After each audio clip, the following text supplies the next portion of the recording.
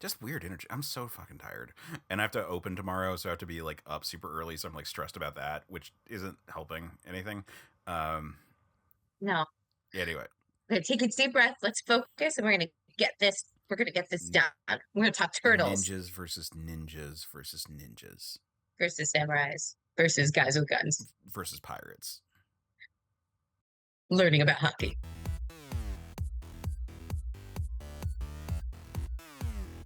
Hey everyone, and welcome back to another pass at Another Pass. I am Case Aiken, and as always, I am joined by my co-host Sam Alisea.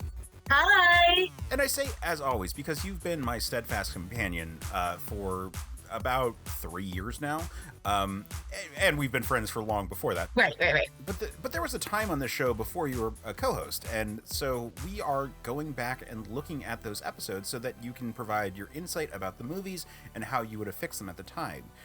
So today we are taking another pass at Teenage Mutant Ninja Turtles 3. And I've been really excited about this episode for many reasons. For one thing, I was really excited to get your input on yet another Teenage Mutant Ninja Turtles movie. Because we love the turtles. We love the Ninja Turtles. Love them. We love them.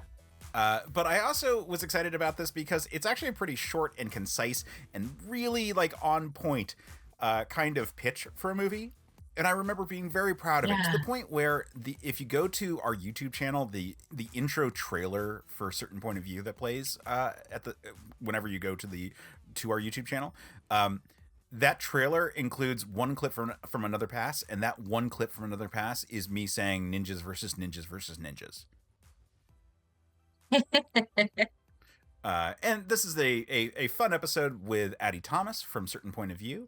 And this is the first time that I had a Certain Point of View host on solo, because we joked about how Ben was not a big fan of Ninja Turtles, that's why it's just Addy. And we say that at literally the first thing in the episode. Yeah. So it's not a spoiler for this episode. But it's great having Addy. It is interesting. The audio quality for me sounds like a little augmented, if you will. Like it sounds like I'm too far away from the mic because we're in the same room together, and like Addy sounds amazing and I just sound like kind of echoey. Yeah, he does sound really good. Yeah, I mean, there are definitely points where you sound better than others. So maybe you were just so into the conversation you were going back and forth from the mic. Yeah, it's You entirely hadn't quite possible. gotten your on mic, professional sound as you do now. Right, with my blue snowball. Ironically, switching to a different mic made me sound worse, and so I switched back for that and other reasons. Hi, yes, I'm a hack as far as podcasting goes. Anyway, so so this is it's a short episode, and I really like it because we do a real pitch. We don't really spend that much time talking about the things that we like, because we are having a hard time not ripping on this movie because, like, I think Ninja Turtles 3 is a movie that holds up to what I think about Ninja Turtles movies in general, which is that I'm never mad to have watched them. But it is still like Yeah. a frustrating movie to talk about. And so like once we get on that tear, the only thing we can do is like shift it to being productive instead of destructive. So we don't spend too much time on like the pros of the movie, but we do rip on it a little bit, and then I think we have some really good productive conversation about it. So I'm excited for everyone to listen to that. Yeah, I agree. I think I think also this is early. This is still pretty early in the podcast, so we make a conscious effort to try to like really talk about the movie pluses and minuses, right? We try to keep it positive. So this is pretty early on where it was just buddies sitting around kind of talking about it. And there is, like you said, a lot of things in this film that just don't add up and could have been done a lot better. But I still enjoy it. I put that out there. Yep. Well, why don't we stop beating around the bush and allow this ninja-less ninja movie to become the front and center of the conversation as we let's go back in time. Yes. And so we will join everyone on the other side of this episode, and see you soon. Welcome to Certain Point of View's Another Pass podcast. Be sure to subscribe, rate, and review on iTunes. Just go to certainpov.com. Thank you guys for tuning in to A Certain Point of View's Another Pass podcast. I'm Case Aiken, and today I'm joined by Addy Thomas. Hey, Nerf herders. From a different show this time. It's weird, but know, right? oddly similar. Well, I mean, the weird part is that we are missing the other member of this triumvirate, which is... I'm totally okay with that. Yeah, I'm kind of okay with that, too. Because he just hates the Ninja Turtles. He does, and that's what we're talking about today, guys. We are talking about Ninja Turtles 3. Some people call it Turtles in Time, although that's not actually what it's called in the box office. I think was it a failure? It was a moderate success when I looked up the numbers. Yeah. But it's definitely not a good movie. So we like to talk about movies that could be good, could be bad, but have potential to be great. I would say the majority of the potential for this movie to be great lies in the fact that I love the Ninja Turtles and has nothing to do with the movie itself. But I still wanted to talk about it. So, Addy, thanks for joining me on this conversation. Sure. I always am down for a Ninja Turtles discussion. It is like I blame my addiction to pizza on the Ninja Turtles. Oh yeah, 100%. Yeah. Oh my God, there were power-ups in video games, so it was just like eat pizza, get your health. Exactly. Like I feel like that should be that's what my diet should consist of. But obviously that's led to very dark places. So it covers all the bases just a little too well sometimes. Right. Yeah, so we're talking about Ninja Turtles 3. The third movie in the series started way back in, I think it was 1990 was when the first one came out. Right. The series that initially had all the Jim Henson designs and was really cool for like what it was. It was like one of the biggest successes of a non-major studio movie. Kind of the way that the comic was a major success for a non-major publication comic book. It's a series that should be really interesting, and it ended on such a down note with this movie. Yes. I don't know, Addy, what do you think about the first two? So, it's interesting, like going back, because it's been a little while since I've watched it. I think actually like maybe 5 years ago was the last time I actually rewatched the three of these movies, and I kind of did it in a little bit of a marathon too. So it was a very weird experience because the first, like they're each actually significantly different in tone. Oh yeah. And style. And it's really weird to see that because like as a kid I just remember it as like, oh, it was the Ninja Turtles on live, in live action. Like that's amazing. Who could want anything more than that? Cuz I totally embraced the camp and the fun of the 90s or the late 80s, early 90s animated show. That was my Ninja Turtles, not necessarily the original, like very dark and violent version of them. Agreed, and I think that's where a lot of people came into it. Right. I mean, the show was such a huge hit. Oh, it, yeah. It was so and like it was really good too. Like the that first season, which is only like 6 episodes or something, is really good. Like the animation's really good. Like the story is actually like flows really well. Yeah. And then the second season's a little rough, but then it picks up again after that. Which is funny because I also tried marathoning those episodes too, and it was just the second season where I started to fall off. Yeah, you're like, I don't know if I can do this. And then, right. then if you keep going through it there's gets only good. so many times I can hear Shredder yell "Turtles." Yeah. Uncle Phil. Right. He will be missed. Man. But from a different perspective also though, and this is my plug for the current Ninja Turtle show, I actually really love it. Oh, it's really good. It's like great character development. Shredder's a legit villain. Everyone's a legit villain in this story. And like there's like tragic characters. It's a pretty well developed series. Even like the early 2000 series, which I liked, but at the time I think was a little too jarring for me coming off of the original show. Yeah. Like I still like in retrospect that was really good too. Like I don't think there's been a turtle property that I flat out hated. Well, there's the tour where they went like that's true, but at the time I really liked it. That's true. I had that cassette tape that I got from Pizza Hut, and I listened to their appearance on Oprah. Yes, I remember all of that. It was so weird. The life we led in the late 80s, early 90s.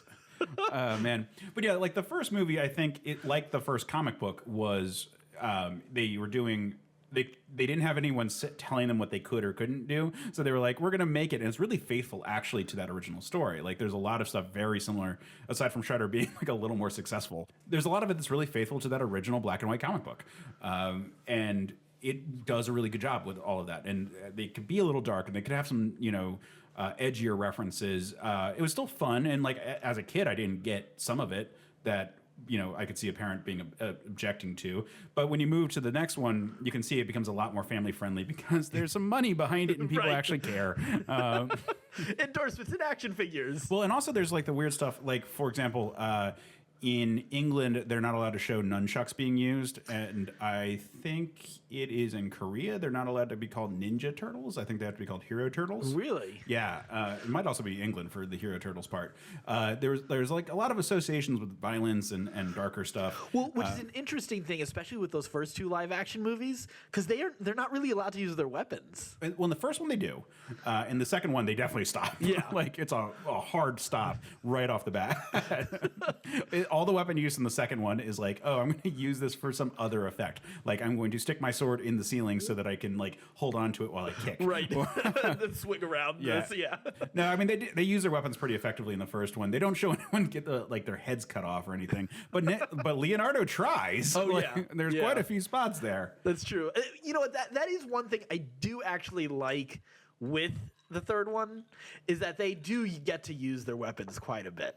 That's true. I'm looking for silver linings. Yeah, so all right. So first one I really like. Second one's kind of goofy, but ultimately, like, I think it's still a fun movie. It's hard not to look at it with rose-colored glasses. Right. I think it's a much worse movie than the first one. I think the first one is legitimately good. Yes. Once you get past like the weird, they're turtles, and also the production quality is fairly low. Right. But I still dig it. Yeah. But the third one is not. So. No, it really isn't. It's just vague and weird and kind of aimless. It just kind of it wanders in a very weird way. Yeah. And but I will say, just before we get into the third movie, I will say what I do love about number 2 though is Vanilla Ice. That is an important, to me, that is an important part of Turtles lore that I will never be ashamed of that part. Oh yeah. Well, there was a lot of good stuff in that movie. I really liked the base that they found in the second one. I was like obsessed after that with like finding an underground like subway station that could be turned into my like Ninja Turtle home. Yeah. Like I liked some of the stuff they showed on how you become a member of the Foot. With like, you have to like take all these bells without making a sound. And and like Hino, I thought was a fairly cool like sidekick character. Yeah. Like as audience viewpoint, as but he was lame actually as sometimes kids can be. yeah. In those. Well, especially because he was like a teenager martial artist. Right. Surf ninja. But let's talk about Ninja Turtles 3 now. Oof is right indeed. Yeah, there's just like glaring inconsistencies as you watch the whole thing. Yeah, I mean, I think the first thing I would do is try to keep Jim Henson's studio making the animatronics instead of switching off, which it's so jarring. It really it's is so much worse. Yeah. There's so much like design, like the design of the Shogun costumes for the Turtles is really weird. Yeah, and their respective Japanese history is really all over the place. Yeah. All right, I guess I'm trying to avoid this just being like a bitch fest about this movie. Yeah, absolutely. Let's talk about what we could do to fix it, or why a thing is bad and how it could be better right now. So the time travel plot I found kind of alien to the franchise, especially the movies that we had been in up until this point. Yeah, which is funny because, coming back to the current Ninja Turtle series, like time travel is a pretty big part of it. But it felt totally random, like finding an artifact at like a thrift shop. Yeah, which is also weird that April is just buying like random crap for the Turtles as gifts. But yeah, it feels like there's space where they had a lot of things that they could mine to use for time travel instead of this random artifact. Like you've got multi-dimension, travel with the Turtles, with Dimension X, with the Krang. Yeah, although I think they would have to do some setup in this movie because that's not the Turtles that we've gotten in the first two movies. Right, because it was so focused on Shredder and the Foot Clan. Yeah, it was those first two movies are fairly grounded. Even like the introduction of the Ooze, which is just the thing that allows the Turtles to exist in the first place, right, is still like that's the most out there thing that like takes it into the realm of like science fiction. Right. The first movie has almost nothing aside from the fact that they're giant turtles. Yeah. Which is surprisingly like modern in its interpretation of superhero stuff. Yeah. But you know what? I think that the movie could still afford, like, I don't think. I think the time travel element is a little odd for the Turtles up until this point, but I think introducing the ooze was the first step to getting there. So I think the time travel concept isn't one that you don't need to abandon necessarily, because otherwise you abandon the whole premise of the movie. Oh yeah. Yeah, like unfortunately we can't just be like write a different movie. Right. No matter how much I want that to be the answer. Well, but you know what? The concept of the Turtles, like in feudal Japan, is sort of. Oh yeah, it's fun. You can get some good looks out of it. You can do a lot of fun with it. But here's the thing: if they're going to use, if the stepping stone for the crazier out there things is going to be the ooze, then you've got to go in that direction. You can't do a 180. Exactly. And the ooze is super science. It's not mysticism. So if you're going to follow the ooze as being the thing that takes people from being people to being like out there comic book figures, it really should be more of that super science. And I'm not saying Dimension X. I'm not saying any of that, like, because that also has not been set up. But super science in general, like. Here's my biggest problem with this movie. Where the hell is the Foot Clan? Yes. In a movie about Japan. That was my big problem, too. Like, that's the craziest part. It's the perfect opportunity to go back and deal with the Foot Clan, or either their origin or have an earlier version of the Shredder. Right. Have bad guy, like the foundation of the Foot Clan, or the Foot Clan are the people who are doing stuff, and they find out that the Foot is actually responsible for whatever's going on when they go back into Japan. It's like, what a missed opportunity is that? Exactly. Oh my God! Thank you for being on the same page with me about this one. I was thinking of the entire movie. I'm seeing generic father villain and rebels and this white, these white. I don't even know what they were necessary. I mean, I guess it makes sense for the era. I guess if it 1830s, 1850s. Sort of. It's we never really got into actual time. No, and there's actually no time that quite matches up. If they were Dutch, that would match up better. Right. The timeline that they present, it's such a weird justification. It's a weird justification for them to be speaking English, and that's the only reason it's there. And I think that it's kind of dumb, especially because of how rarely they have big conversations with people who are not either white or like like higher educated people anyway. Right. So it's sort of like, okay, well, why even bother with this? I don't know. Do you want me to give like a full pitch right now? Yeah. All right. Go So right here's for my it. thought. So open the movie, modern day. Don't do the flashback stuff initially. Open it with modern day. They are pursuing the remnants of the Foot Clan that they have since, that they've bested so frequently, but there's still some of it left in New York. They are chasing after them. They find themselves at some TGRI, like super science, like location where they're doing research involving tachyons. The Foot does something that causes them to go, or like April to go back in time, and they have to follow her, and they go back in time to feudal Japan because why not? It makes as much sense as anything else. I'm totally digging this. And they go back and they find out that there's this whole thing going on with ninjas who are manipulating behind the scenes politics, and they eventually run afoul of the first Shredder, like the first leader of the Foot Clan. And that's the big plot there. If you want to have a person so they speak English, I'm thinking have a priest, have like a Jesuit priest who's there, and like that person they run into, and that's the person that they have to carry around with them because they don't speak the language with most of the people.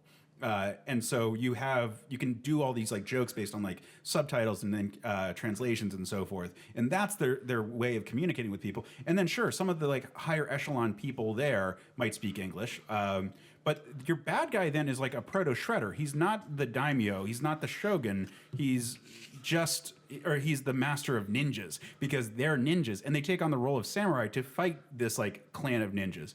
But like we keep the ninja part in this movie about feudal Japan. Right. And then we also don't go into this like weird scenario where there's like a little bit of like, it's like, look how awesome white people are in this movie about feudal Japan. Yes. With like this English trader who's like, look at all my guns. Guns are awesome, right? Like how awesome are guns? Guns change the deal always. Like if it was going to be about a bad guy, white guy, like cool, but I it's so weird that then like he's sort of evil in one way, and then you've also got the dad who's like the evil bad guy, right? Who like is also kind of incompetent, yeah, which and makes it you're even split worse. in so many different directions, and it's kind of like you don't know really who to hate or why, because they're just generic villains that are there, Yeah. but no real purpose. Yeah. So have this be about the Foot and the origins of the Foot Clan, or if not the origins, and actually I think this might even be better. The Foot Clan's well established, but they're the ones who like kick them out of being like an official part of like the shogun's like hierarchy of political power, and so they like lose favor, and that's why they become more of a criminal group as opposed to just like shadow assassins working for the government. Oh, that's cool. So that there's a reason, an even greater reason for them to hate the Turtles down the road. Even if they don't really realize it. Yeah. I think that could all be really cool, and you could do a lot with that story. That said, this is already pretty radical, so none of the scenes that are in this movie would happen. But you could do some really cool scenes instead. Like, what if the Turtles have to be ninjas and be ninjas going in, like breaking into like castles and stuff like that, doing ninja stuff, like which they don't do in this movie. You know. Well, like, you know, I do like. One thing that I would like to keep even with this, and I really like you adding the Jesuit priest type of thing as being like, so if you need a reason for someone to speak English, because you kind of even have someone like you had like a little bit of like some interesting moments with Raphael in this movie where he's talking to the kid and he says, you know, you don't fight for no reason, you know, like there needs to be a legitimate reason. So you can have the priest to be the conscience of the group and create some sort of like moral hurdle to why they have to go to war and defend. So it's not just like, well, we're here, so we're going to save everybody type of thing. But I do actually really like the whole idea of them being sort of the Kappa, the demons. I did like that reference. I thought it was I thought it was like my first mythology book kind of assessment of the whole demon structure. Yeah. But it was, I like that they had at least a thing to tie it to. I think they could have embraced that a little bit more. Yeah, though. Absolutely. So, and that's something I think I'm really enjoying your pitch right now. Like I like that a lot. Like I think I like the idea of just like, I mean, it makes sense to just have a portal that where like maybe they just need to pull more reinforcements from the Foot Clan at the height of their power to be able to deal with the turtles or something.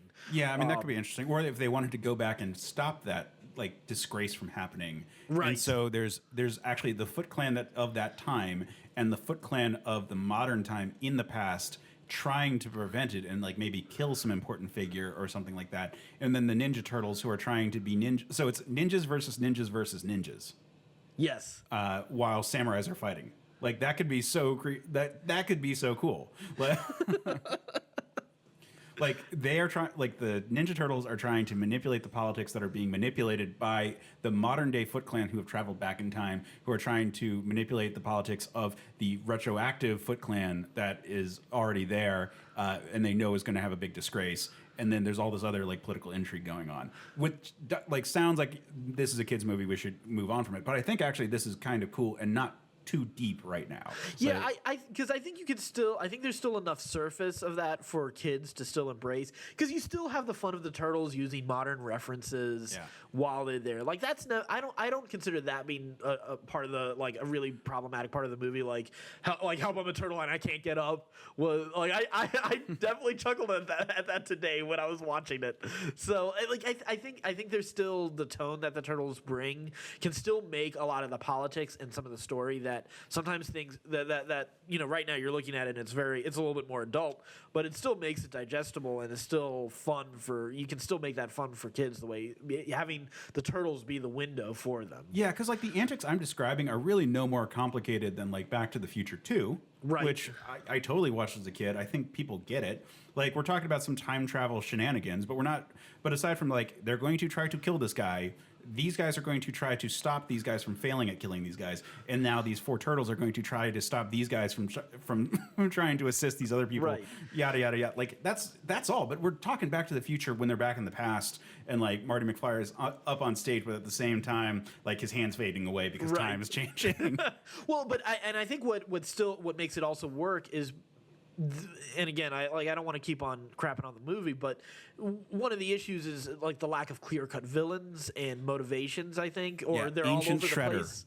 Ancient Shredder. Yeah, you need Ancient Shredder, or like an early, like a prototype of Shredder.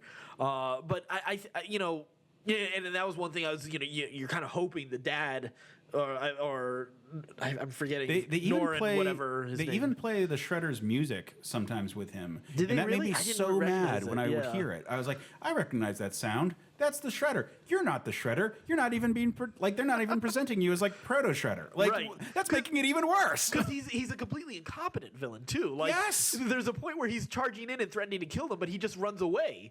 And he's so, like it. That's the weirdest part about this movie, which is a franchise about like the ninja fad of the 80s being Yes. like, look how incompetent Japanese people are. Look at like his guards, for example, easily get overpowered at the beginning by like the drunk white sailors like who don't know anything. Like why is any of that the way it is? Like I'm not trying to have like giant cultural war in my media, but don't present it like, well, white guys here, everything's clearly going to be better. Even if they're bad, they're better at being bad. Well, yeah, I mean, they're like not even all of them had guns, but like the one guy shoots at the dad and stops him for, I don't even know why he wanted to stop him from like killing his son or hurting his son or whatever was the case. Yeah. It was just, everything was kind of all over the place. And I think clear villains is, I think clearly defining your villain would be important to this. And I think you're right. The Foot Clan is the big thing missing from this movie. Yeah. I don't think there's even a single doubt about that, because the Foot Clan, as hokey as those costumes look, they're an absolute fun part of the lore. Ninjas are missing from this. Yes. Like that's the weirdest part. In this movie about ancient Japan, about ninjas going back in time, there's no actual ninjas. Yeah, you're right. I just thought about that. I was like, I'm trying to think. There had to be one or something, but no. It was always the only other villain is you have the dudes with guns. Yeah. And it doesn't even make sense that they're a legit threat, since they're going to need some time to reload every time they miss. I know. It's so silly. It's like, oh, we've got guns now. Guns are going to change the way things happen. Right. No, they're not. We're not talking about a period where it really would. Like, it's really not going to change that dramatically things until probably about 100 years later. And they're still ninjas. They should be able to dodge a bullet. At least one.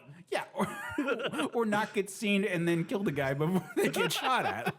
I mean, it's Ninja Turtles. We're not talking about actual assassinations, but they should be able to knock a person out. They should be stealthy. We just saw a movie before where they could remove bells from a person without actually making a sound or being seen. Like, what is going on? Why are these guys so incompetent at what they can do? They're not just martial artists. Like, they show a lot of scenes of them being good martial artists in this movie. Yes. Not a lot of great fights of them being good martial artists, but at least a lot of scenes of them practicing and doing moves.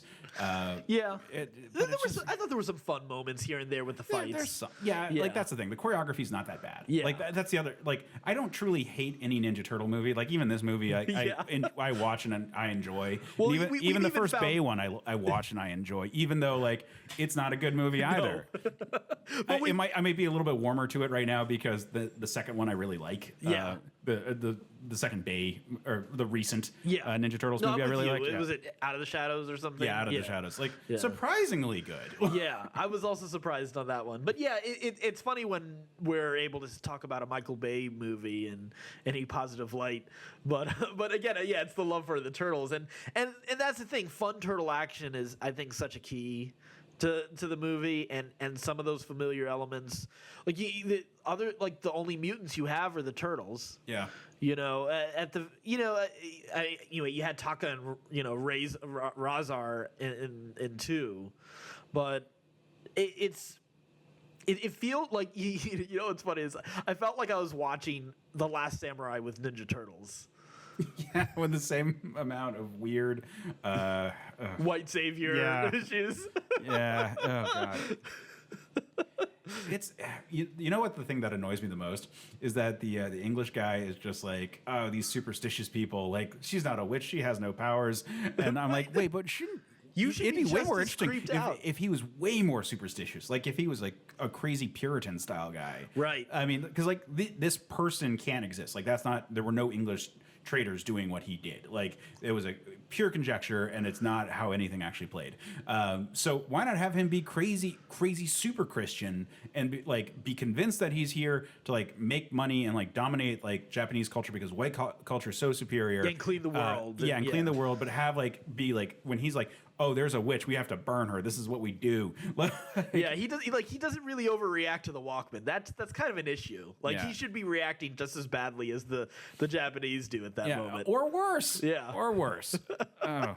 Yeah, the movie we got just has so many problems, but I think it could have been cool. I think like if this was the 2000 series of Turtles, that would really justify a timeline like this because that Shredder lived for like through the millennia or at least like several hundred years. So he was in ancient Japan. So that would have been a perfect way to do it. Now that's a different continuity. If it was the original cartoon, the Dimension X stuff is a perfect way of doing time travel. More recent stuff has other ways of doing time travel. But this movie it felt like such a weird thing. And to introduce magic, which has never happened in the series, unless you count like them being able to like meditate and like sense each other, which is barely magic. Like it's shown more than it really is, I think. Yeah, I don't know if I necessarily would get away from the mysticism. I think there's an opportunity to introduce the mysticism, but well, but that's the cool thing about the Turtles, which is that they embrace some of this mysticism unto themselves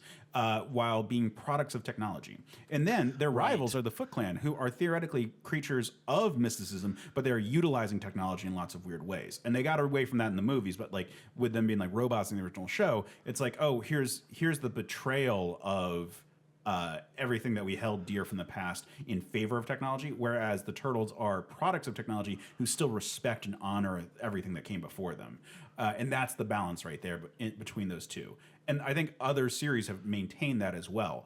So it would have been nice if they, through super science, came back in time, but actually were the ones who were more in tune with like what it meant to be a true ninja. And maybe it wasn't the disgrace of the Foot Clan. Maybe it was actually the guiding light that led them away from being super powerful at one point and being a more like honorable group before it was like led astray again by Shredder. And like Shredder wanted them to be like go back to their roots of being like conquerors and true assassins. But for a while, the Foot had moved towards a more honorable path.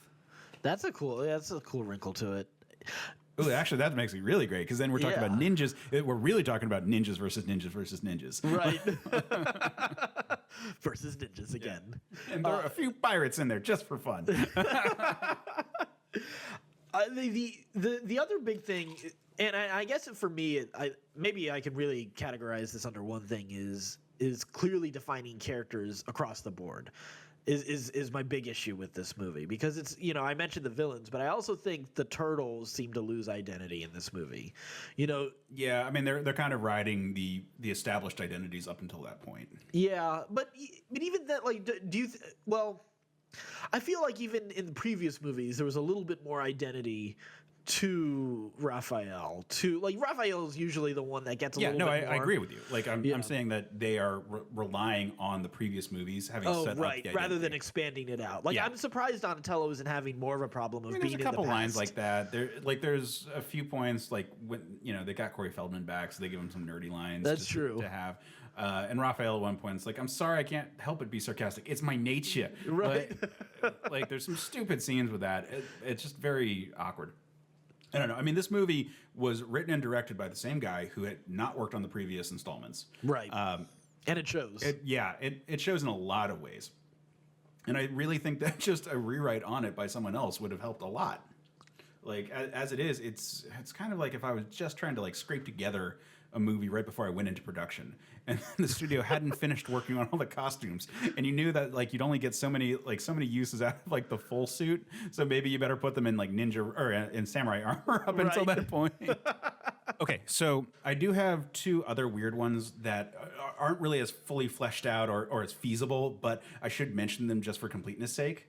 So I had two thoughts. One was, can you imagine if they really doubled down on like a Kurosawa, like black and white, fully everyone's getting translated, and then the Turtles are there and they're speaking English and no one understands them, but it's like a hardcore brutal, like we're talking Logan brutal. But you know what's cool about this? It really does emphasize just how out of place the Turtles are. Yeah, like the violence of that era should be way higher than this movie. Right. we should have sword fights that actually end with people getting cut up and dying, even if we don't see like the body parts fly off. But like do like the classic samurai, like they're faced off and then like just blink of an eye and then like Leonardo standing there with the sword up, like that scene would have been badass. You can't make that movie. Like I'm going to be up front and say you can't make that movie, but that would be crazy. The other one. Also, you can't make this movie. That would be really fun to do is if they brought in Usagi Yojimbo. And if instead of them going back in time, they went across dimensions to the dimension of Usagi Yojimbo where they're all just animals living in feudal Japan. And it was entirely a movie about animatronic samurai living in feudal Japan. Oh, that would be so cool. It would be so expensive. Like we're talking about like the entire movie. Like clearly this movie, they didn't have access to those resources, which is why like Splinter, you never see from the waist down because they clearly only had the top half of his puppet.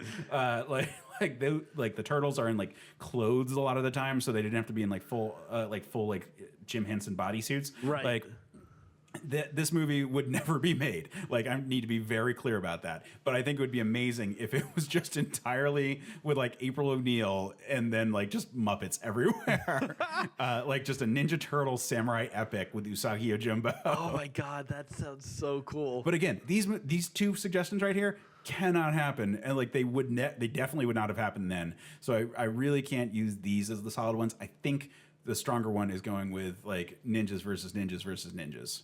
I think for me though, at the end of the day, the true travesty is that they could not add onto what they had built so strongly in the second movie and follow up Ninja Rap properly. Yeah. You know what it should have been like. They're like, we have to go back in the past instead of Casey Jones. They're like, Vanilla, come over here. Yeah, Casey Jones never needed to be in this movie. No, they just brought him back for no apparent reason. Oh God. To babysit the which the I think samurai. is, I like one scene which I. And I don't know why it didn't follow through. Was when like Mikey was like, "I'm wearing shorts because when they switch clothes. That makes so much more sense." And and then Splinter's like, "No, we don't have time for them." Yes, which is like, how do you put not have shorts time on? to put shorts on? Like it wasn't like a quick thing, or pardon me, it wasn't like we're right about to time travel. Like they did, but they had plenty of time to put a pair of shorts on. It was funny. That was the moment I hit pause and I grabbed a piece of paper and it's like, I'm gonna need to write a lot more notes than I was expecting for this movie. Yeah, and then the other guys all had like the weird Under Armour. Yeah. Yeah. But I didn't need any of that like modern day stuff. Yes. Like I thought that whole through line was just silly and The weird unnecessary. cultural- And like the swapping thing didn't make any sense. Like if you need them to be in like period appropriate clothes, they steal period appropriate clothes. They're ninjas. They can do it. Like, Yes. like they need to disguise themselves actively as opposed to accidentally. And it was totally inconsistent with what traveled with them. Like the clothes are not supposed to travel with them, but apparently April's Walkman makes it. Yeah, or you know? a sword. Yes, exactly. So Again, the all mystic sorts of side of it issues. just doesn't make sense. Like if it was super science and you use TGRI, which was set Yeah. up in the previous one, And as a making portal and radioactive tachyons. chemicals that can modify people, like you could have done so many things with it that would have worked a little bit better than what they did. And oh God damn it! It's a thrift shop, like quote unquote egg timer. What is that? You're right. Like, none. But the setting is fine. I like the idea of the Ninja Turtles being in ancient Japan because it's showing like, hey, we normally take this Eastern thing and bring it to New York in the sewers, and like, hey, we're going to go back there and see how we stack up against actual ninjas and actual samurais, and that would have been a great place to set it and like show them having to do ninja-y type things and then have to don samurai armor and go into an actual samurai fight and like show how good they are and how they stack up against ancient like feudal warriors. But instead, we don't really get that, and we don't really like establish any real like credibility to them. They're just Kappa out of nowhere. Yeah, and scare people here and there. So, yeah, it's a disappointment. They're pieces here and there that you can mine and enjoy, but I'm definitely digging your idea of bringing the Foot Clan back is really, I think, such an important part to most Ninja Turtle story, and especially to one where you go back to Japan. So, Yeah, it's Thanks for it's letting so many me... wasted opportunities there. Yeah, thanks for letting me have this opportunity to release. No, thank you Ninja Turtles for 3. sharing that. I mean, we're not the first to do this. Like, Nostalgia Critic did a series of like videos where it just ended with him crying in a bathtub because of this movie, and like Angry Video Game Nerd did too. I know we're not like treading new ground here. I think we're just trying to find the good in this and how we could have made it better. And I think acknowledging that the setting has some merit is a good place to start, and then figure out how you make that make more sense. But yeah, Addy, thank you for joining me on this one. It's always fun to have the parent show. Yeah, thanks for having me on. Yeah, but so thank you, listeners. Thank you for joining us. Next time we're going to be talking about Highlander 2. And until then, stay scruffy, my Nerf herders. Thanks for listening to Certain Point of View's Another Pass podcast. Don't miss an episode. Just subscribe and review the show on iTunes. Just go to certainpov.com.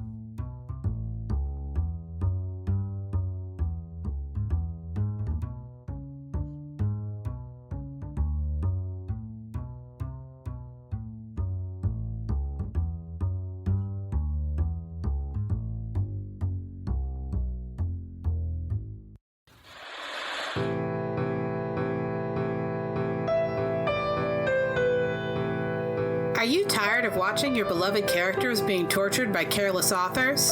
Are you sick of feeling like they could have swapped out all of the painful action and the plot would remain untouched? Subscribe to Books That Burn, the fortnightly book review podcast focusing on fictional depictions of trauma. We assume that the characters' reactions are reasonable and focus on how badly or well they were served by their authors. Join us for our minor character spotlights, main character discussions, and favorite non-traumatic things in the dark books we love. Find us on Spotify, iTunes, Google Play, or wherever you get your podcasts. And we're back. Ninjas versus ninjas versus ninjas. I love that phrase. I realize that it's because I am a child.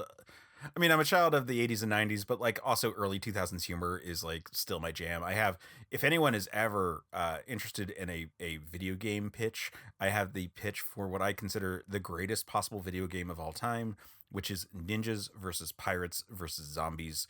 And the reason it would be an amazing game is because each one would have their own completely different gameplay. And it would be incredible, especially for multiplayer. Anyway. So I was pretty proud of this pitch.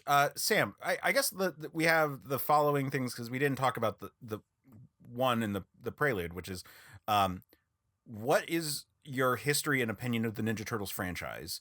And then we'll talk about your thoughts on the episode and what you pitched. So let's talk about Turtles. Like, what's your history with them? Yeah. Oh my gosh. I mean, me and the Turtles go way back. I had all the toys. I watched the cartoon. I watched all the movies. I'm pretty sure I saw all three movies, like the original, like these movies, in the theater. And I remember like just sitting there and being like, especially for this movie, just being like, no, it's good. It's good. I like making a conscious decision that I just enjoyed the film. And that has kind of stayed with me. And there's definitely flaws in this film. There's a lot of odd choices, which definitely even both you and Addy point out. But at the end of the day, I just liked the Turtles doing a little slapstick and being kind of funny. And you got a kid connecting with Raphael. I always love when a gruff person is actually a marshmallow inside. So, I think that like the Ninja Turtles is one of those great IPs that just franchises that every time I see something, like I even loved the latest, the animated Ninja Turtle. That was so good. I just think that the Turtles are fun. They're fun. They're a nice allegory for not always fitting in, and they do ninja stuff, which is cool. They do fights. I love martial arts, so yeah, I love the Turtles. Who doesn't? And I know Addy like definitely mentioned his pizza addiction. I definitely had that before. I'm a born and raised New Yorker. So like that was like, that's just like you're kind of born thinking like pizza is just like the best thing on the planet. But I will say that the turtles like affirmed that belief in me, Yeah. right? Like I was just like, yeah, see, like, hey, look, everybody should know pizza is the best. Well, for listeners who really remember the show, if they go back to the episode where we talked about Teenage Mutant Ninja Turtles 2, you're actually an extra in one of those scenes at the opening where everyone's having fucking pizza. Yeah, of course, because I would like honestly, I love pizza. I love it. Now, it's Love funny it. because I have so many emotions related to the Ninja Turtles. Like, it was very formative for me. It was not my first fandom, but it was one that took hold pretty much as it was live in a way that, so like for me, big fandoms were Silverhawks, which like was a little bit more niche, but like, man, my parents bought me those toys. He-Man, then Ghostbusters, and then Ninja Turtles. In sort of that sequence. But Ninja Turtles, the first movie, gripped me wholeheartedly. Like I saw that for my my kindergarten, so I guess I was turning 6 for that birthday, and I was overwhelmed with how amazing that movie was. But then like this movie, when it came out, I remember being the distinct moment where I realized that I was no longer a super fan. I was no longer like, this is the best thing ever, which had been like every fandom I had experienced up until that point. And it had waned enough because like things like Power Rangers and other stuff had like popped up. But it was the first time where I was like, I can really like a thing and really enjoy it and be excited about a thing live and not have it be like my identity. And that was a really interesting moment for me, like to really process that, like, oh yeah, like the Ninja Turtles are a thing that will always mean something to me. I'm always going to enjoy taking like the plastic eggs that are around during Easter time and using them on on like 2 of my fingers and then 2 of my fingers to pretend that I have 3 fingers the way that the Ninja Turtles do. Like that was just like always going to be a part of me. But it was not necessarily going to be like the thing that I was hyper fixated on anymore. And it was the first time I like really was like, and I can still love the things that I used to be hyper fixated on in a way that is like remembering the joy of the hyperfixation unto itself, which like, should tell you a lot about me. I feel like that was like an important lesson, and I'm glad the Ninja Turtles was there to help you if through my that. therapist was listening to this, I think that she would be taking furious notes at this point. Yeah, and so it all started with the Ninja Turtles. and like I said, I think the Ninja Turtles franchise as a whole is like always like a thing to have fun with. Like it's so goofy and irreverent to its original source, but allowing for like really like gritty and like, like I think the weird part is that the first movie is the best Ninja Turtles movie. Like just it just is. And it's a deconstructionist superhero movie. Like it's playing up the satirical as opposed to like parodic elements of Ninja Turtles, like because they're they're a riff on Daredevil and the X-Men and on Teen Titans at the time. That's why they're Teenage Ninja is the Daredevil and Mutant is the X-Men part. Right. So like the first movie is this wonderful grounded deconstruction of superhero fantasy stuff. And it's very like ahead of its time. It was very successful for everything. Like it's a true testament as far as movies go to like what you can do with like the weirdest of source material. And by the time you get to this one, it's gotten pretty goofy. It's gotten all over the place. But it's still fine. And then the future movies, I think see if this one feels right in terms of the hierarchy of Turtles movies. The original Ninja Turtles movie, the most recent one, what was that, Mutant Mayhem? Yeah, Mutant Mayhem. Then I would probably put TMNT Out of the Shadows, like the second Bay Turtles movie. Then TMNT, like the CGI one that had like Patrick Stewart as the like not villain character at the end. From like the aughts, then Turtles 2, then Bay Turtles 1, and then this. So like this is like firmly the worst for me. But I still enjoy all of them. Like I still have like warm feelings about every one of them, and they like get me excited about this franchise because it relates to me so well, and it's so it's so good as a franchise. It's such beautiful gold. It is so good. I mean, well, I think also because you've got the different personalities, you've got a lot of different, it allows you for really fantastical things or stuff that's really grounded in reality. And yeah, it's an amazing series.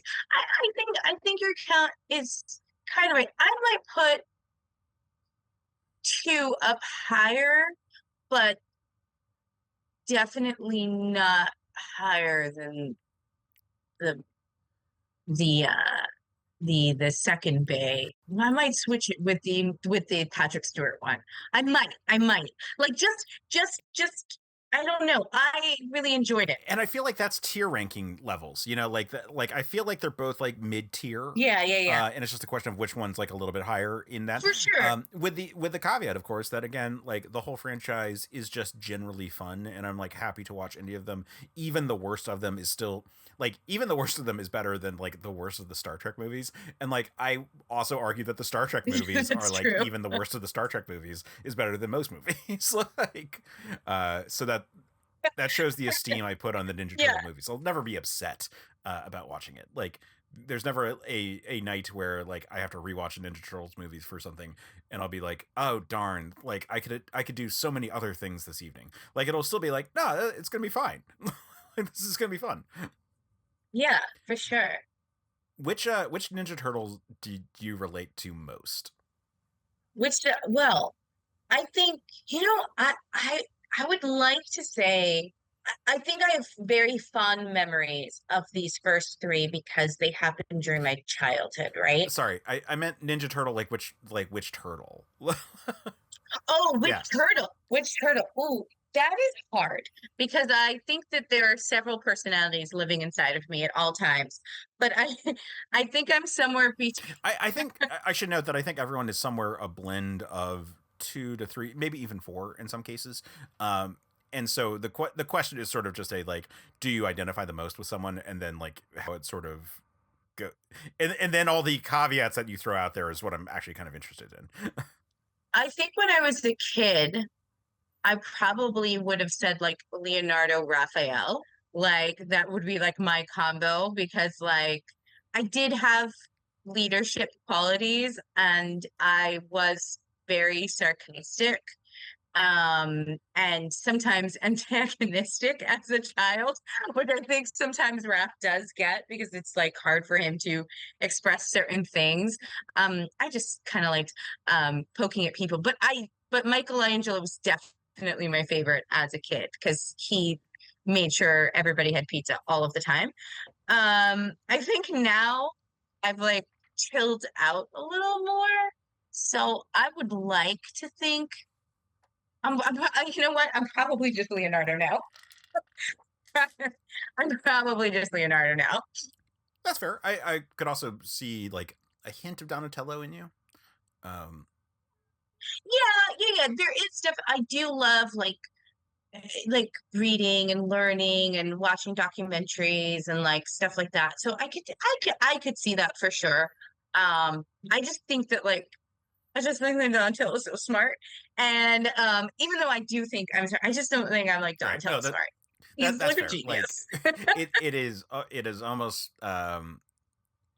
presupposing to like take Donatello as your like character that you're like most like. Right. It's like if I was like, yeah, I'm Moon Girl. Like I'm not. Like it's just like I'm not that smart. I love really smart characters. I'm always drawn to them, and honestly, I love all the turtles, and I think the anime series was, most fun when they'd have those one-offs where like you'd get like some background character, like it'd be like a story of just this character. Mondo Gecko. But yeah, no. I think that's also what keeps the franchise its ability to like always kind of refresh itself and kind of like keep going is that you've got these like 4 really like wonderful characters that that lots of different people can relate to, so you can always find someone within the Turtles to relate to. And most famously, people who read comic books. Well, maybe not as much anymore because comic books are a little more mainstream now, but definitely the feeling of being outsiders or othered was definitely something in the 80s and 90s that I think anyone who had some niche fandoms Yeah. could relate to. Yeah, which I think is like, very, very, very much the Donatello treat and all that. Yeah, when I was a Mm. kid, I was like hardcore, like I loved Leonardo the most. And in retrospect, I'm like, well, like that carries over with like some of the times where I keep finding myself in management or like leadership roles. And at this point in my life, I like shirk the responsibility, or at the very least regret the responsibility for almost all of these things. And so That's okay. I think Leonardo does too most of the time. so there's like a bit of Leonardo, there's a bit of me being a science nerd, and then there's a bit of me being a goofball. So it's funny, like the one turtle that I don't relate to at all is Raphael. Like either like in any version of the character. It's always like, yeah, no, it's like a little bit of Leonardo, Donnie, and Mike. Yeah, I can Yeah. totally see that though. That makes sense to me because like you're not really an antagonistic person. You're not overly sarcastic. You're not, the kind of person that's going to storm out wearing a trench coat. Well, you might, and a fedora. That might be the only. That's true. Like there's always those like moments of just wanting to scream at the world. Anywho, yeah. So all right. Well, that I was just kind of curious because I feel like everyone like has like strong thoughts about which turtle they relate the most to. Cracked did a really good video way back in the early days of the website for the series After Hours, which I would say people should still check out because it's a great breakdown and makes the strong comparison of like various foursomes, and like the Ninja Turtles are such like an iconic version of it all. But like they compare it with like the Golden Girls or the Beatles. Like there's so many foursomes in media, where it's like these are the extremes, and they make the comparison with the four humors. What is it? Black bile, yellow bile, blood, and phlegm. And how each one of those has like different sort of emotional traits that correspond to it. So like that's just the strength of the Turtles franchise, like that they are such like pure like iterations of very like common ideas. Along with, and I think circling into the actual movie conversation, the notion of the Turtles being like a science accident, but like very deeply invested in like ancient traditions, I think is a really interesting kind of juxtaposition right there. And I think that resonates with people, especially kids who are like trying to like come to terms with like their parents' beliefs. Like I think, if you're being exposed to religion, you're probably being exposed to religion as a child. And how you relate to that, and how you relate to like customs, and like everything is tradition to you, even things that are new traditions, because you don't have a sense of the world before, and I think that like helps like make the Ninja Turtles like really relate to people, especially like a young audience, and has helped it stay as like a vibrant like franchise, like with new iterations like to this day. It's really cool. Yeah. And this movie is at the nadir of one of the waves of Ninja Turtles. Like, but it would be reinvented a few years later.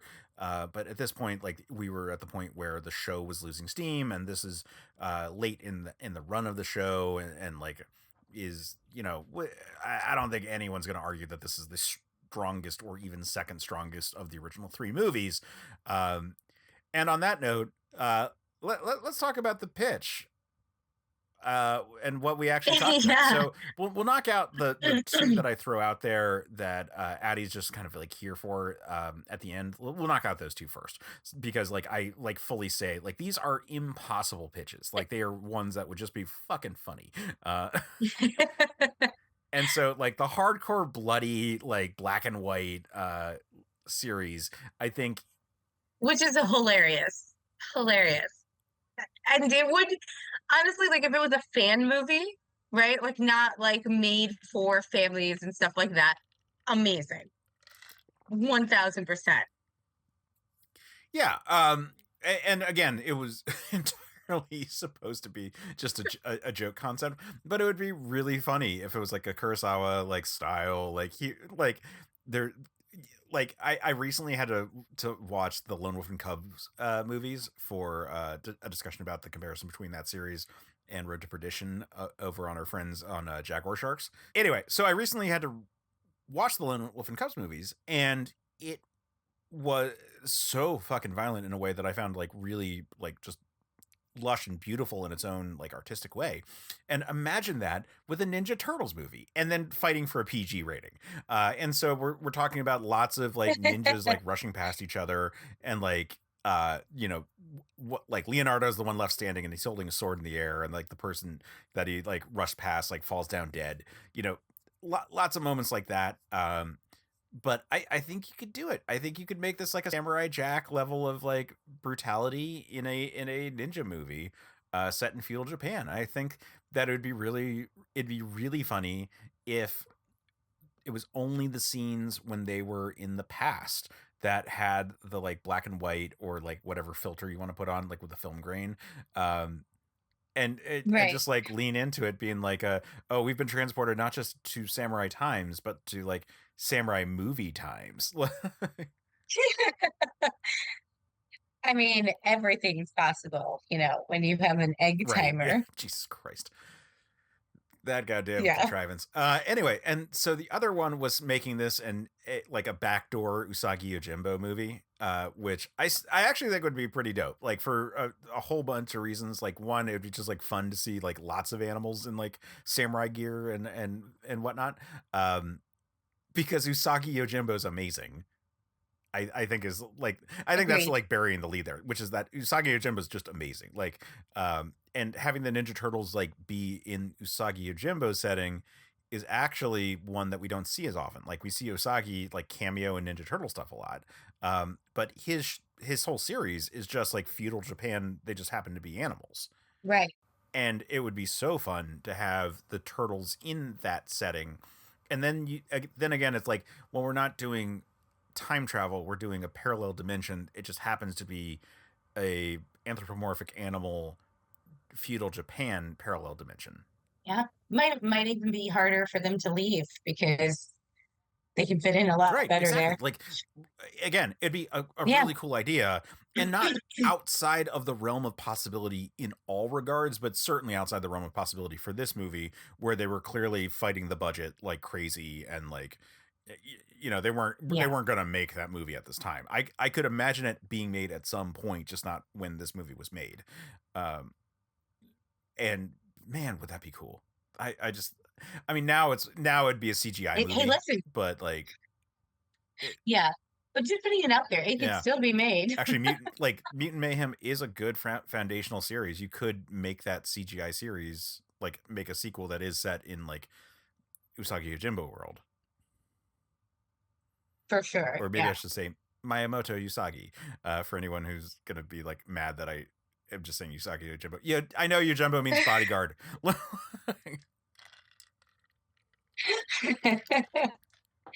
I know that's his job. Anyway, so let's look at the actual pitch, which was again ninjas versus ninjas versus ninjas. Because the thing that I found so frustrating about this movie is that the Foot Clan is not in the ancient Japan setting. Yeah, and it's weird too because in the movie, there's like this movie has a lot of issues with like just the through line making sense. I'm not even talking about like continuity. Like it's not even like this guy was holding something on his left hand. No, I'm talking about like the through line of the actual story. There's just things that are just kind of thrown in there that don't really tie into anything else. And the weird thing is that the leader, I don't know if he was, technically he was a shogun, right?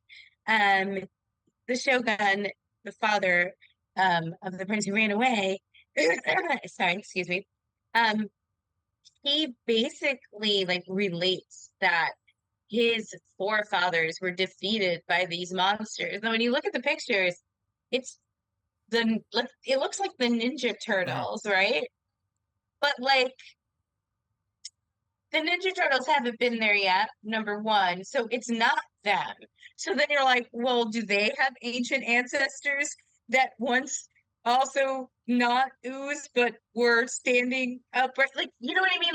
Like there's like this whole like this is why he's afraid of them because there were monsters that look just like them. But it like would have just been so much easier to actually tell the story of the turtles coming in to defeat him as his ancestor rather than make it a Foot Clan. I mean, like this movie does give us the epic like father, I can't stand by your unjust war, which is great. But even so, it's just like it's really weird and snipped in ways where you're like, wait, does that actually fit in? Like, and so to me, it makes a lot more sense when I'm listening to your pitch about having this just be the Foot. Like, let's just have Shredder. Like, why not? You've already done it for 2 movies. Let's do it for the third. Like, I mean, at the very least, have Proto Shredder. Like, have an earlier Shredder in the timeline, but like have the mantle be passed down, or however you would do it. Like, if you want to say he is finally dead, cool. Have the modern Foot be a tie-in thing, and this is how we get the ninjas versus ninjas part. Because again, I find it the other big thing, like, yes, the lack of the Foot Clan in the feudal Japan movie is weird, but the other big thing is like the introduction of magic in a world that has been mostly science fiction at this point. Like, it's weird science fiction, but it's been just the ooze. And so like I throw out there, like, have it be like a Foot plot and they're using super science to travel back in time.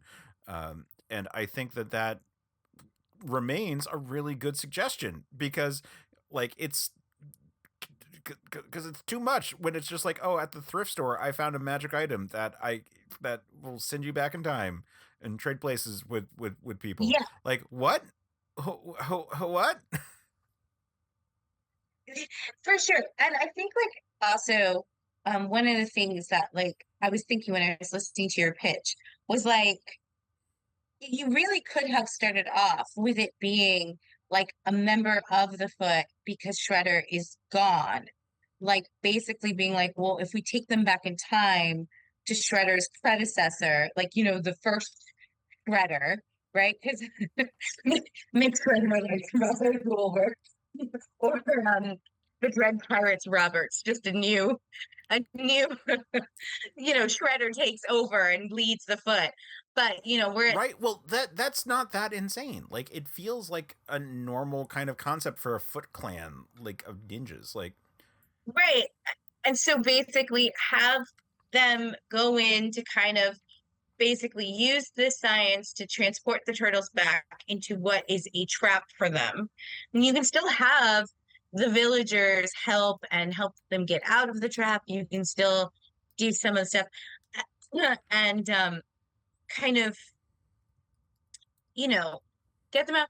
I do, just like side note, like I think I thought it was weird when I was a kid, but I definitely still think it's weird now. But I do always think it's weird when the turtles hit on April. And especially in this movie, they said the word swing at one point when she like made her pants into shorts. Which, guys, it's the 90s, like, that was said a lot. And then the fact that Michelangelo, like, his crush is seemingly more adult. Like, she could be a teenager, but she seems like she's an adult and he's supposed to be a teenager. So that just always like kind of like I always get a little weird with the that stuff. But yeah, no, but I really do think that if you you can still have the villagers that are fighting against the Foot, that are like repressed by the Foot, who helped the Turtles, who in turn helped them, and then figure out their way back to the future. I think that would have been a more concise film. And you don't even really need to have the bad guy be called Shredder. He could just be like the ultimate like shogun of that era. That is what all the Shredders emulate themselves. Like if you don't want to use the word Shredder, like you don't have to, but it could be like, we're going back to the guy who started the Foot Clan and we will have our revenge on the Turtles because that was one bad mother trucker. And then just go back in time. That makes so much more sense to me. And like because it's weird, you've got like the white you know gun salesman, the war profiteer, kind of trying to pull at the Shogun and sell him his wares, and like, but he also wants the mystic item. Like this movie's all over the place with all the different things. I mean, probably the things I enjoy the most is the honor guard of in the real world learning about hockey and going to a bar with Casey Jones. I probably do enjoy that, but I can live without it. I can. But I understand wanting to add a little comic relief. Although I think they just put Casey back in because people were so mad he wasn't in the second one. Yeah, that I mean, I say it's for no fucking reason. It's clearly that people just kind of miss him as a character. Yeah, but I didn't mean to be quite so dismissive because like, sure, like he's great. He was great in the first movie. I just don't think he does a lot in this movie. Was the point I was making in the episode. No, it's true. I mean, they bring him back and he doesn't even get to smash heads. They use him as a comedic tool, and I think it's there was some people thought that he was a little too violent in the first movie, and so he wasn't there. And then there was a fan outcry because he wasn't in the second movie, and so people were annoyed that he wasn't in the second movie. And so I think they put him back into this movie to kind of try to appease those people, but they keep him out of fighting to appease the other people. And I don't think that movies where you're trying to please all of the people ever quite work out well. So yeah.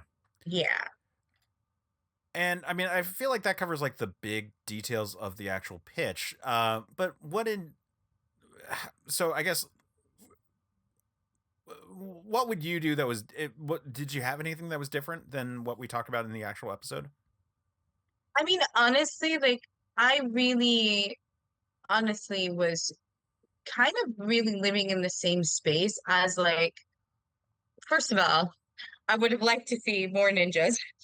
But I was kind of living in the same space of why can't it be the Foot? It didn't make sense to me that you've got a whole ancient Japanese ninja, organization that has been around for, decades and decades and centuries, and they wouldn't run into them, right? And so, there's not really a lot different in my pitch, other than like have it be the Foot, like have this be like an actual continuation of the villain storyline that you've already built, right? Or go ahead and introduce a new villain, because it's not like they're without villains, and if you want to do something a little more temporal, you can. I mean, like, I didn't really mind that they were going to the past. I didn't really mind that they're introducing a little more mysticism, because there's still things that are kind of unexplained in, that we take for granted within the Ninja Turtle world. So they're like, yeah. But okay, so I just to say the mysticism level, I think that this movie not only like ramps it up, but does so like so casually, where it's like kind of weird. Like if it was like more tied, I mean, even if it was just tied to like ninja magic, like whatever you want to call that, like that would feel more appropriate than just the sort of like we found a random magic artifact kind of thing. I actually think it would have been much.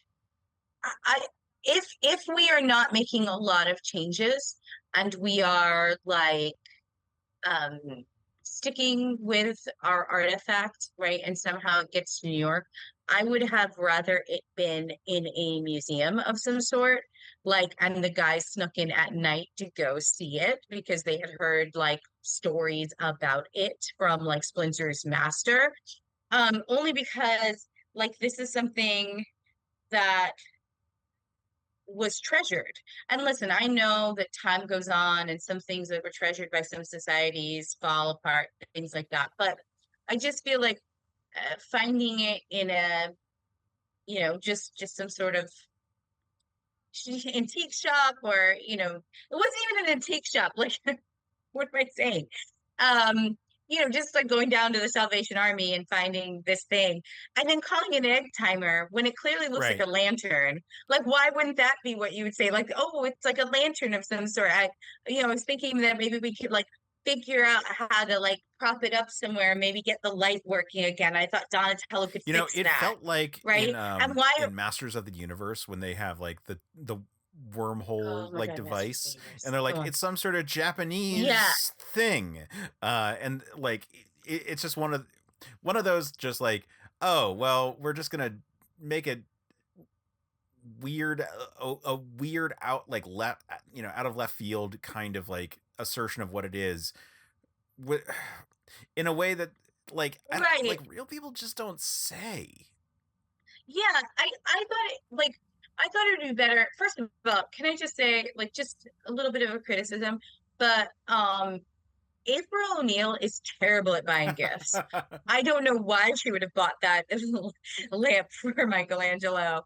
I know it has a hula girl on it, and I know he's supposed to be like fun cowabunga dude, but like, no, that is not a gift for him. You are bad at gifts, April. So please stop going to the thrift shop and buying gifts. Terrible at it.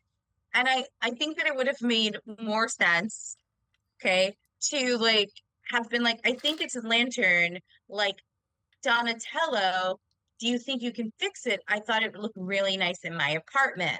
Like, that would have made more sense to me than what happened, because she literally bought something that she thought was a Japanese artifact because she thought so, to bring to Splinter because he's got ties to Japan. Like, April, you're a Yeah, terrible it's gift bad giver. kitsch at best. Like, that's like, right. Like, it's, you don't do that. You don't like be like, oh my God, like, you're of this, you're of this descent. You must love this thing. That's not how we gift, April. That's not how we gift. Um, I think, like, in general, like, it's just it's a messy, it's kind of like a messy beginning.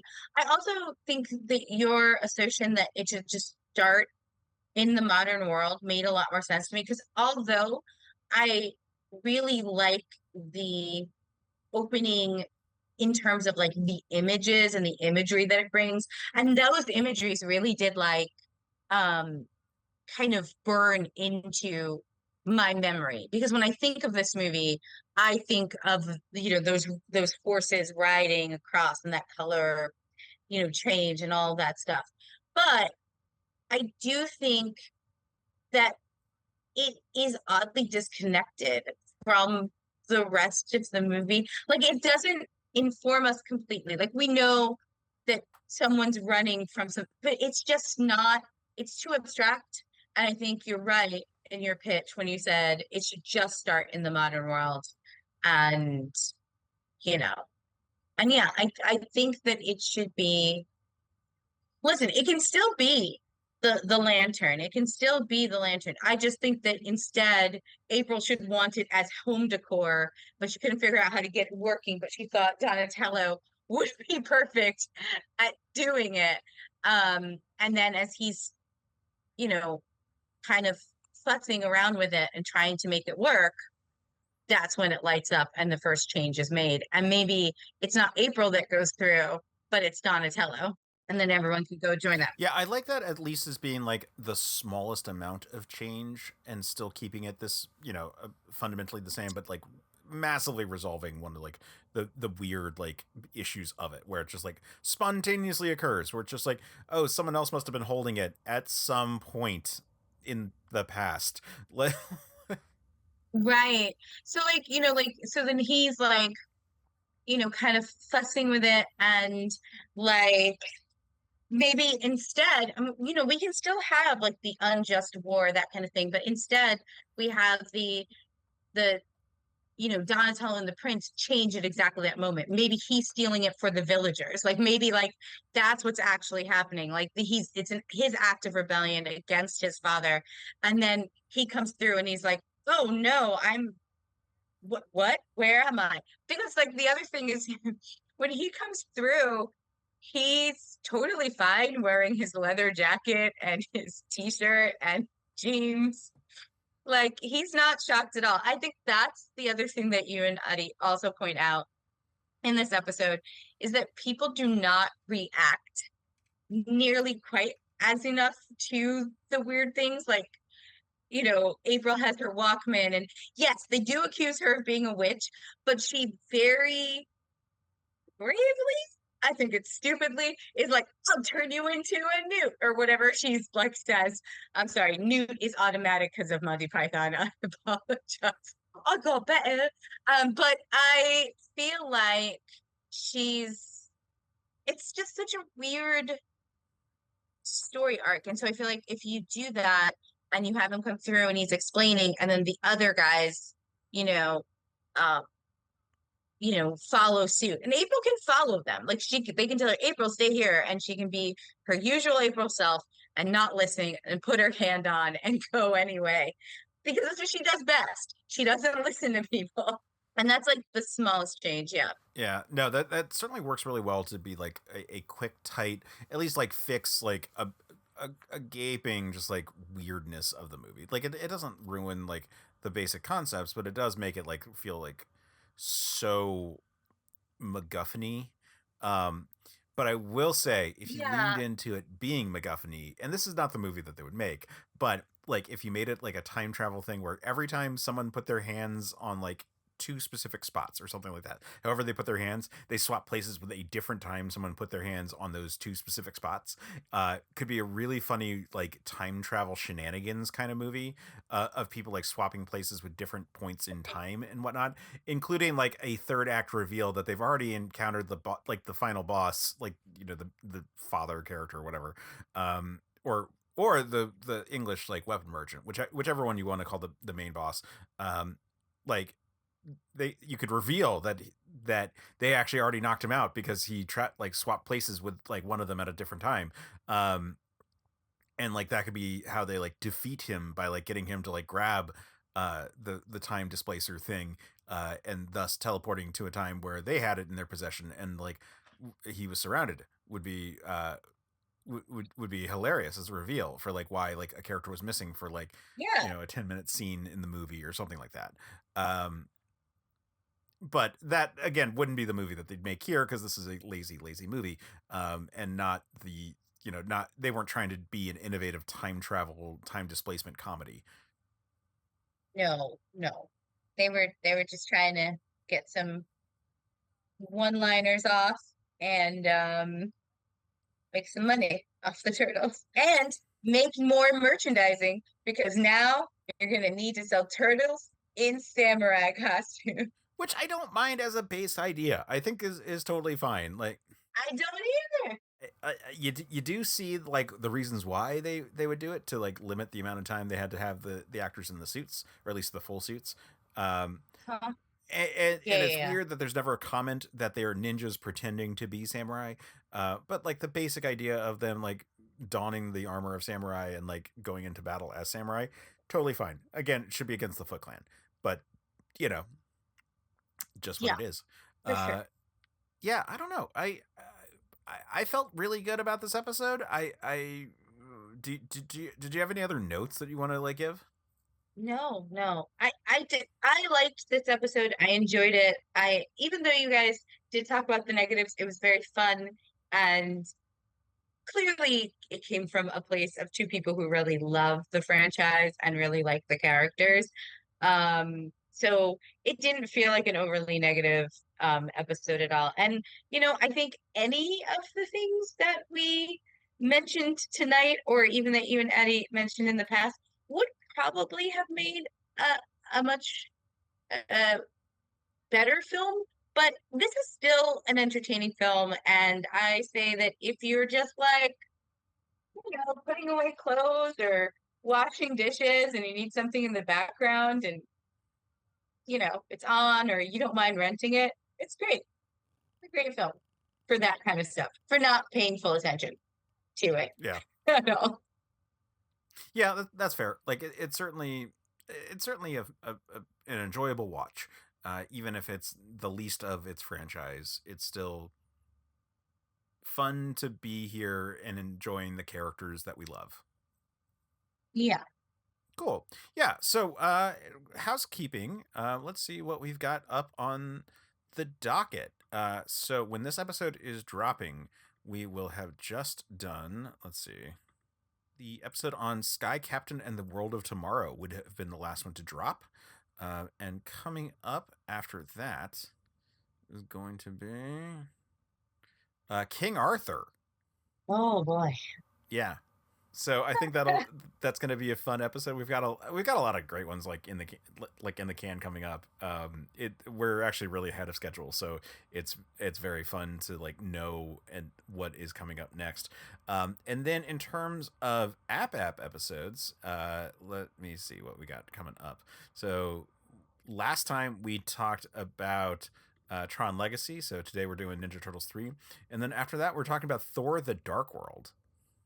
Fun. I have not rewatched that in forever. It's funny, like there has been a little bit of a renaissance, like because this came before Avengers Endgame, which certainly like took a very positive look at Thor: The Dark World, just because that's like the period they like travel back to when they go to like Thor like trying to hunt down one of the stones.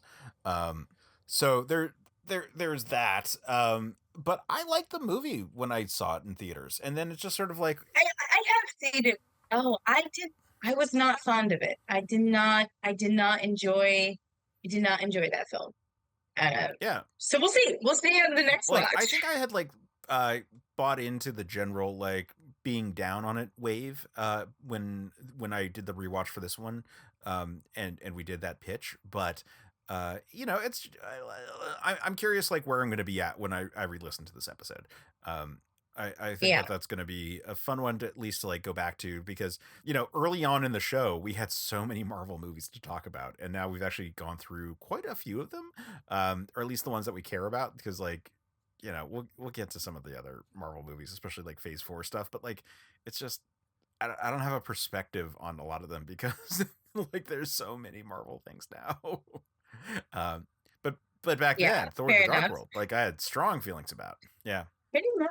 Yeah. No, I did too. I was not fond of it, and I have not felt the inkling to rewatch it. And I have seen people be more kind to it as time has passed, but I think that's just revisionist history, maybe. And I think people like to look back at things fondly, because there's a sense of nostalgia, when we're looking back, things like how I feel about Ninja Turtles 3. Like, I know it's not a good movie, but I look back very fondly. If people ask me if I like it, I say yes. And I assume that the people who are being positive about Thor: The Dark World were probably children at the time, and now they have all the social media accounts, and they're like, no, actually, it was good. It probably wasn't children, but you were children. And that's okay. That's okay. We'll see. Maybe this rewatch will change my mind. Yeah, maybe. We'll see for sure. Either way, I am excited for the next episode. I think we'll have a fun conversation. And I'm really glad that we had the chance to talk about this one, because man, it was such a fun episode, and it's a fun movie to like chat about in general. So Sam, thank you for joining me for this one. Yeah, thank you. I loved it. Awesome. Where can people find you and follow you if they wanted to get more out of you? Well, they can find me here, and occasionally I remember our Discord exists. And then if you have any problem with anything I said, especially about Thor the Dark World, just wait till next time. But also, you can complain to Case at... Well, you can complain to me on most platforms at Case Aiken, except for Instagram, where I'm holding on to my AIM screen name for dear life. And there you can find me at Quetzalcoatl5, because I was a pretentious nerd who was into both mythology and the Legion of Superheroes when I was in high school, and there you go. That's the reason for that one. But yeah, you can find me there. You can find us at Another Pass on Twitter.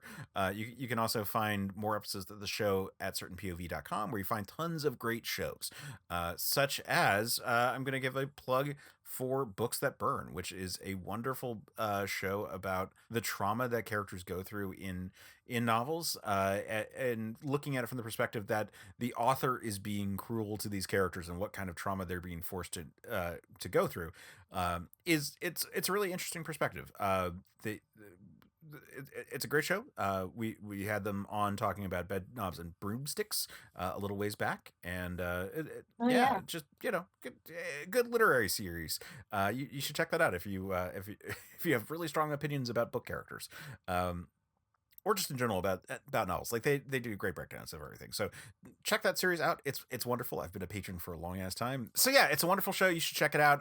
And then circle back for our next episode, where as we established, the next episode we are going to be talking about King Arthur. But otherwise, stay scruffy. Pass it on is the thing I should have said just now. Yeah. Pass it on. But I couldn't help but it. But also stay scruffy, my nerf herders. All right, Josue, let's go through our new Comic Day stack. We have a lot to review. I know. Maybe we've gone too far. Well, let's see. Marvel, of course. DC. I got Image, Dark Horse. Black Mask, Boom, IDW. Aftershock, Vault, of course. Mad Cave. Oni, Valiant, Scout. Magma, Behemoth. Wow, that's a lot. Well, all we need now is a name for our show. We need a name for a show about reviewing comic books every week. Something clever, but not too clever. Like a pun? It's kind of cheesy. Yeah, it's something that seems funny at first, but we might regret later on as an impulsive decision a few dozen episodes in. Yeah, we'll think of something. Join Keith and Josue for We Have Issues, a weekly show reviewing almost every new comic released each week. Available on Geek Elite Media and wherever you listen to your podcasts. CPOV. CertainPOV.com.